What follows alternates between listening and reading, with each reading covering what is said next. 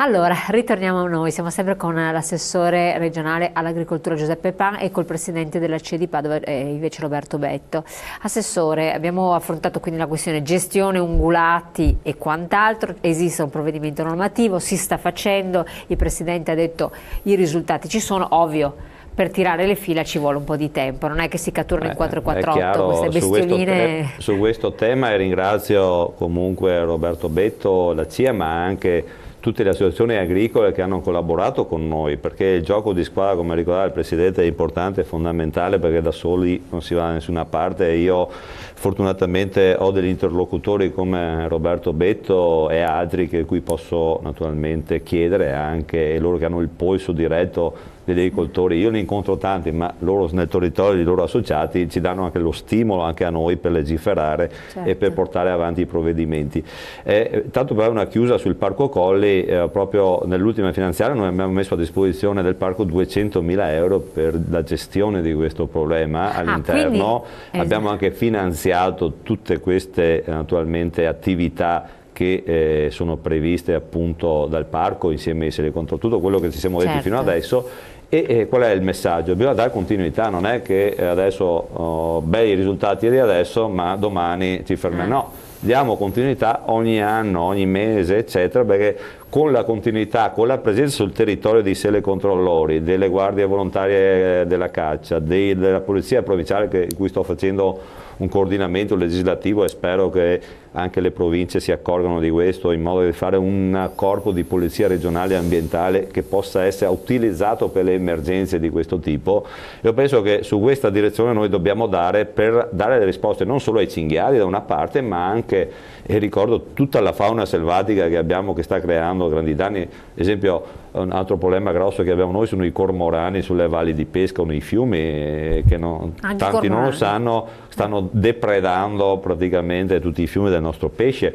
Abbiamo risolto anche con la legge sulle nutrie quel problema, sì, adesso di nutrie non si parla più da un pezzo, perché è 1 anno e mezzo grazie alla legge che abbiamo approvato e ho portato in Consiglio regionale, e naturalmente poi nelle disposizioni di giunta anche lì il piano di gestione sta dando dei grandissimi risultati. Vedete, ci sono però 3 forme di questioni che sono legate appunto alle legislazioni nazionali europee, quindi abbiamo degli animali protetti da una parte, sì, il cormorano è un altro esempio, come il lupo, che è in fortissima espansione, tra l'altro una volta passava, adesso è stanziale, sta proprio dai torrenti di Belluno, sì, fino alle foci dei delta, sta mangiando. Quindi è un problema anche il un problema, noi non riusciamo più a allevare le trotте o altri pesci nelle valli, le orate, i brandelli, si mangia, lo vedete anche nei canali di Venezia ormai. Sì, ma uno non si è mai posto che siano così. Questo è un problema soprattutto per il mondo della pesca. Io sono anche assessore alla pesca e alla caccia, quindi potrei star qui fino a domani mattina, ma anche altri animali che sono in forte espansione, il gabbiano reale qualcuno penserà, ma anche questo sta dando grossi problemi, le gazze,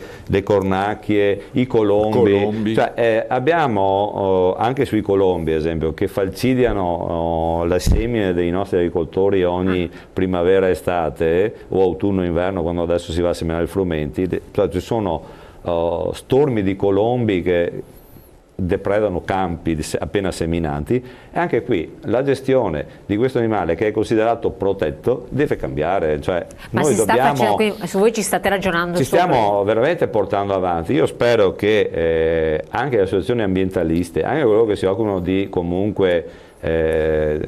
queste questioni a livello nazionale, si rendano conto che la gestione della fauna selvatica può essere fatta solo dall'uomo.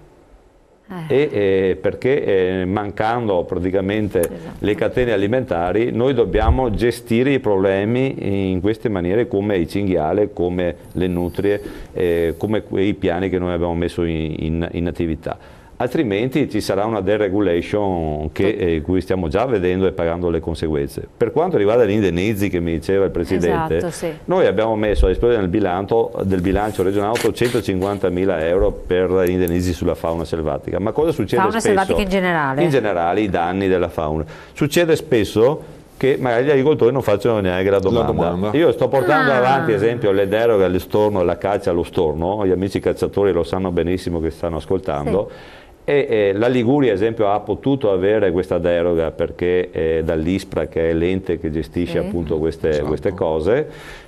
Perché? Perché gli agricoltori della Liguria hanno fatto richiesta di danni allo storno per l'uva che viene mangiata dallo storno per 6, 70, 80 mila euro. Io sono andato in cerca in Regione Veneto attraverso le categorie, la VEPA, le denunce, non ho denunce.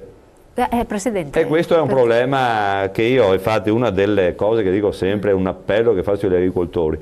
Se vogliamo avere queste deroghe, questi interventi, noi dobbiamo avere le denunce, dobbiamo avere i dati delle denunce. So che è una rottura di scatole, per l'agricoltore che magari ha in mente 1000 cose e attività, però se noi non abbiamo queste denunce di danni, non abbiamo neanche la giustificazione a dire che il problema c'è. Infatti ci dicono, nessuno protesta, vuol dire che il problema non c'è. Lei ha toccato un nodo cruciale che riguarda, adesso stiamo parlando del settore specifico, è esteso a tutti gli ambiti e purtroppo nel Veneto, nell'italiano in generale, ma il Veneto in modo particolare, poi il padovano, eccetera, questo concetto non esiste. Cosa vuoi fare? Non si può fare niente, tanto non serve a niente.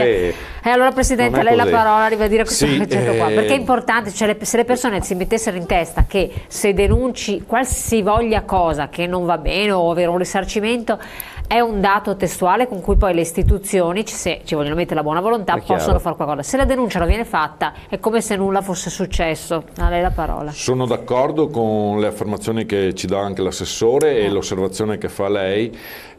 Voglio ricordare che questo problema non è un problema di questi ultimi anni e voglio dire che le denunce di danno che i nostri agricoltori facevano anche negli anni passati, parlo 5, 6, 7 anni fa, con le amministrazioni scorse che c'erano a livello regionale e provinciale, non avevano percepito manco l'8-10% dell'indennizzo che chiedevano. Di conseguenza loro si sono chiusi all'interno delle proprie attività dicendo: ma perché devo perdere tempo? Tanto questi non mi indennizzano perché non hanno le risorse. In realtà ci sono amministrazioni e amministrazioni, e quindi bisogna ricordare che in questo periodo in cui i danni e la redditività dell'azienda sono veramente precarie, che anche i diretti interessati devono dedicare un po' di tempo alla burocrazia per dimostrare i danni che hanno subito.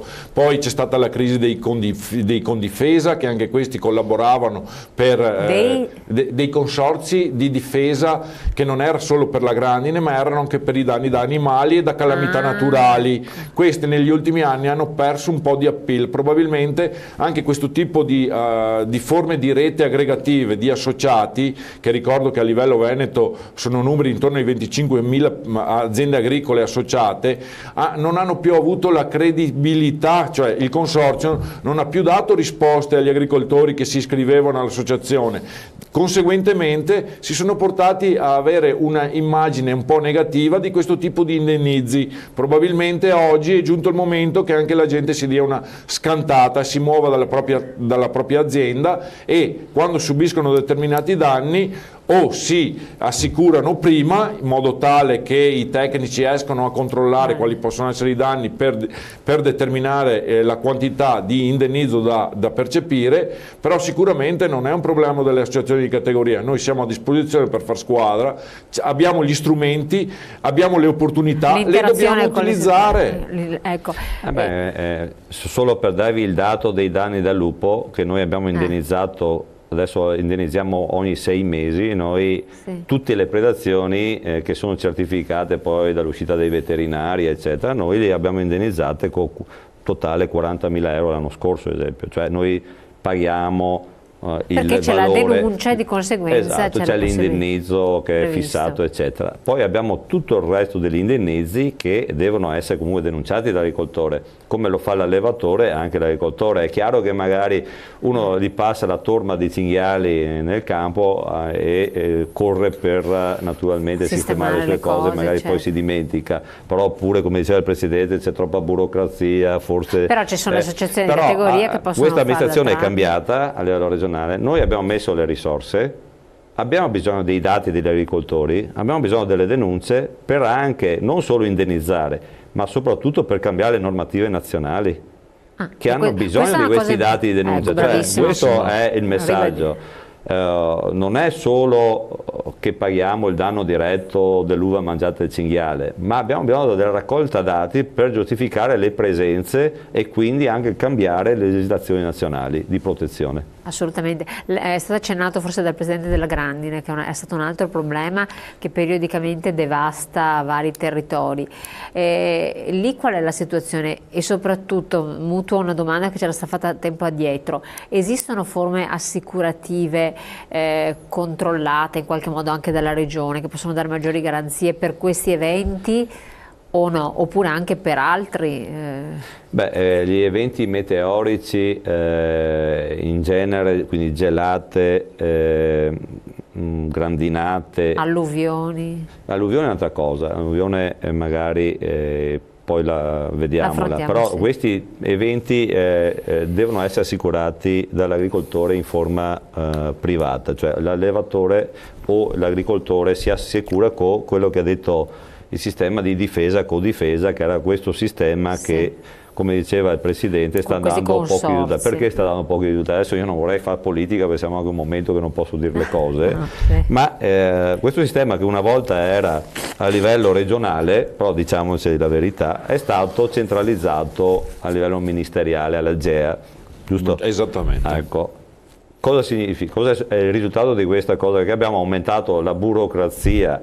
Invece che diminuirla è aumentata? Sì, e tra l'altro stiamo ancora aspettando l'indennizzo del 2015, cioè dall'Agea a Roma, quindi Agea Ministero Roma, stiamo aspettando gli indennizzi, non io, gli agricoltori del 2015, per cui questa mancanza di fiducia è perché si aspetta un sacco di tempo che arrivino, perché appunto perché questo sistema è stato portato lì. Se fosse più regionale il sistema come era prima funzionava molto meglio, come funziona bene la VEPA dei pagamenti che è un sistema lei regionale. Presidente che è apolitico, perché noi siamo la prima regione di pagamenti d'Italia e una delle prime a livello europeo, perché c'è il sistema di pagamento a VEPA regionale, noi col nostro dipartimento che fa i bandi PSR e la PAC la gestiamo qui. Se fosse gestita come le altre 13 regioni a Roma, li stanno ancora aspettando?